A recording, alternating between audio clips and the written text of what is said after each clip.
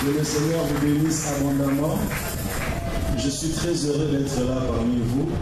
Je bénis Dieu qui me permet d'être ici. Et je remercie toute l'Église pour l'invitation et cette marque de confiance. Je suis convaincu que ce soir, le Seigneur ajoutera encore un plus dans nos vies. Pour moi, l'équipe qui naît dans ma casse. Pour moi, il peut s'adresser. Oui, le monde est ça parti, mais ça qui n'est pas ophtalmologue. Pour moi, il y a Yesu Massia. Oui, c'est qui ça, Lazare.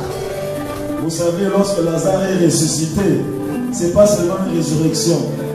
Vous savez, quand Lazare, il a une guérison de la carte. Guérison à Missou, guérison d'estomac, guérison à Toy, guérison il y a Bakila, guérison il y a tellement de guérison. Donc, la guérison, na kombo baka moko kombo na Yesu Massia. Alléluia. Alléluia. Jésus.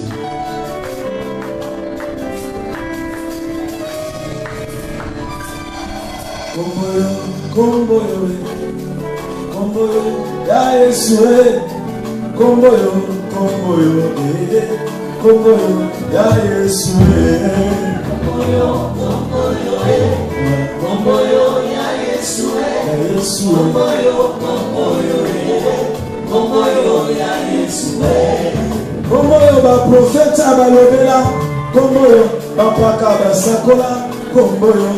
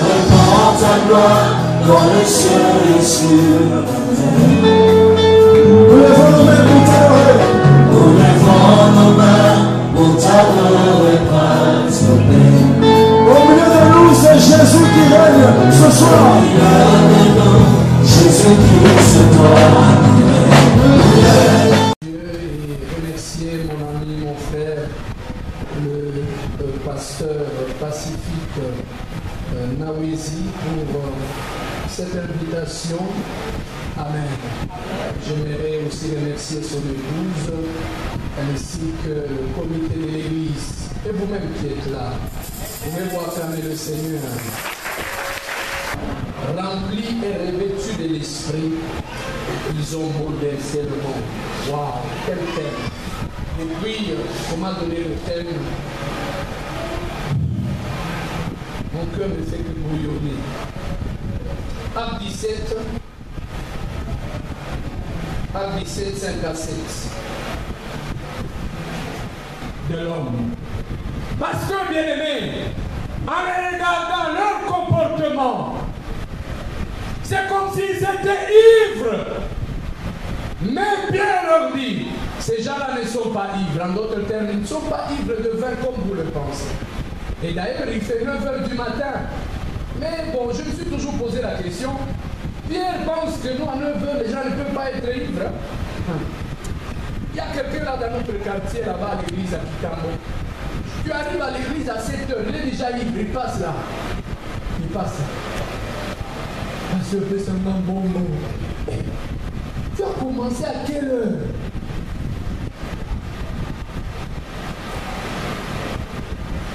Ces gens-là qui ont bouleversé le monde, ce jour-là, la Pentecôte, les gens qui étaient autour, ils ont regardé, ils ont dit, ah, mais ces gens ici sont pleins de vin.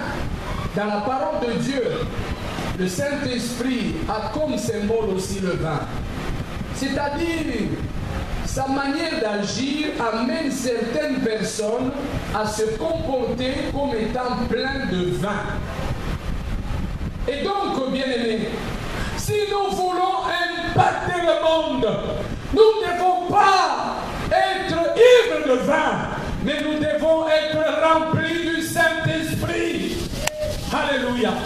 Voyons ensemble les effets du vin dans la vie de l'homme. 7 effets du vin dans la vie de l'homme.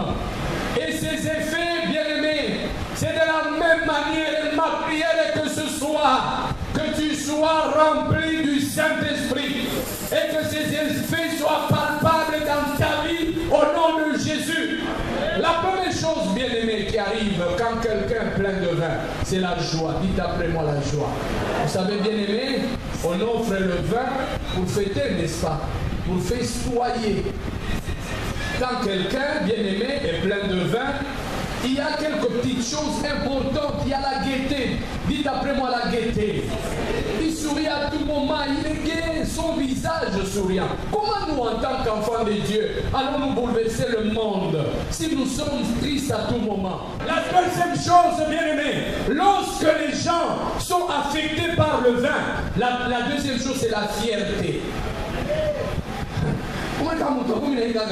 Il n'est plus complexé. Comme il a aussi cassé, il est fier de lui-même. Même départ, je dis bonjour à tout le monde. Comment tu vas? Les gens même commencent à dire, est-ce que Jean-Jacques est normal? Il est tout fier là. Il est tout fier. La honte disparaît. Il n'a pas honte. Aujourd'hui, nous sommes honte d'être appelés enfants de Dieu. Alléluia. Un courage surnaturel que vous avez. 2 Timothée 1, 7. La Bible dit, car ce n'est pas un esprit de timidité. Dans d'autres versions, on dit que ce n'est pas un esprit de crainte, de peur que Dieu nous a donné, mais un esprit de force, d'amour et de sagesse. Alléluia. Ces mêmes disciples, à un certain moment, tellement qu'ils étaient malmenés, ils sont entrés dans la chambre. Quatrième chose, quand on est rempli de vin, les effets du vin dans la vie de l'homme, l'élocution troublée. L'élocution troublée. Élocution troublée. C'est-à-dire, bien-aimé, une manière de parler en balbutiant où les mots, on ne sait pas bien les entendre. L'élocution est troublée, l'accent est troublé. On commence à parler, même pour rappeler que...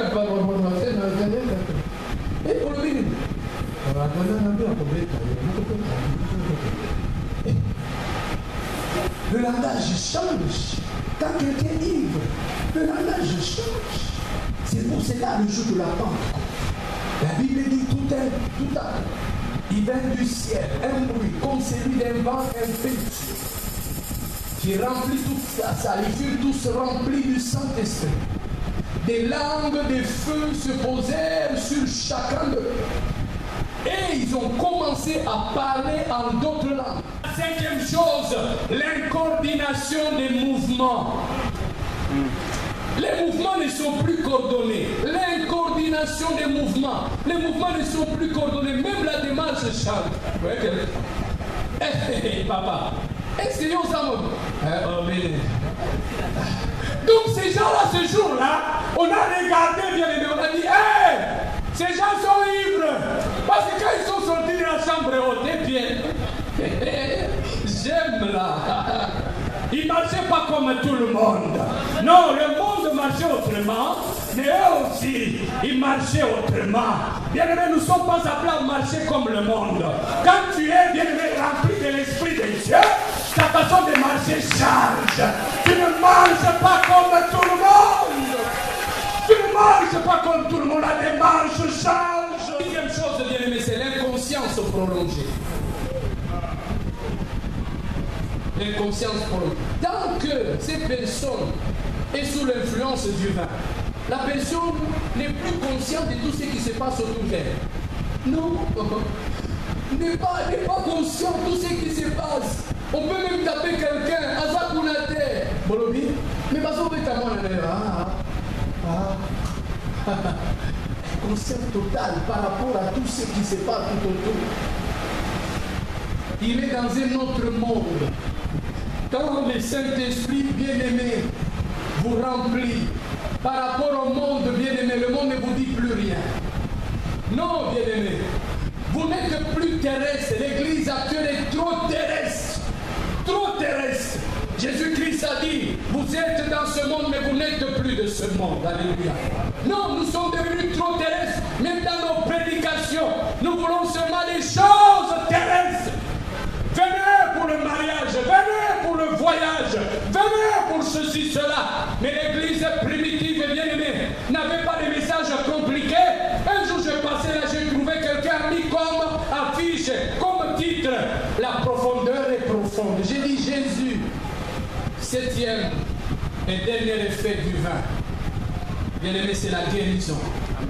Savez-vous que dans l'ancien temps, on utilisait le vin, l'alcool, aussi pour guérir certains maux d'estomac. Je ne veux pas t'encourager pour que tu ailles prendre de la bière, de l'alcool, du vin, parce que tu as des maux d'estomac. Dans l'ancien temps, bien aimé, il n'y avait pas aussi des médicaments comme actuellement.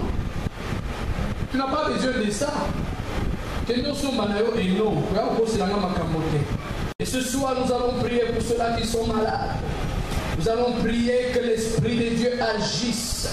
Et vous allez remarquer, bien-aimés, la plus grande majorité des miracles, que ce soit dans le ministère de Jésus ou dans le ministère de l'Église primitive, c'était, bien-aimés, des miracles de guérison. Ton corps est le temple du Saint-Esprit. Par le meurtrissure de Christ, tu as été guéri. Le mot guérir veut dire remettre à l'état initial, à l'état original. Quelle est la partie de ton corps qui ne fonctionne pas normalement? Jésus-Christ a été meurtri à la croix pour que tu puisses être guéri.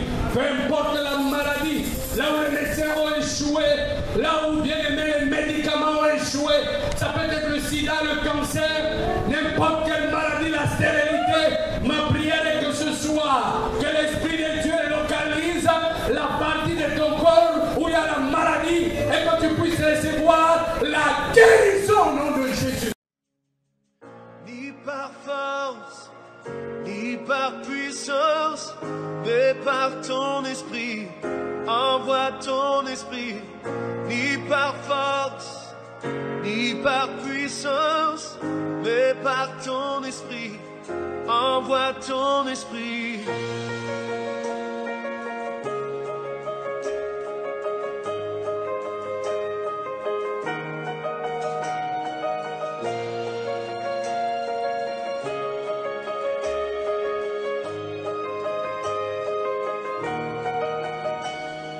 Tu es le feu temple, tu es la voix, nous sommes le chant. Toi notre Dieu, nous sommes ton peuple, toi la lumière, nous t'élevons. Amen.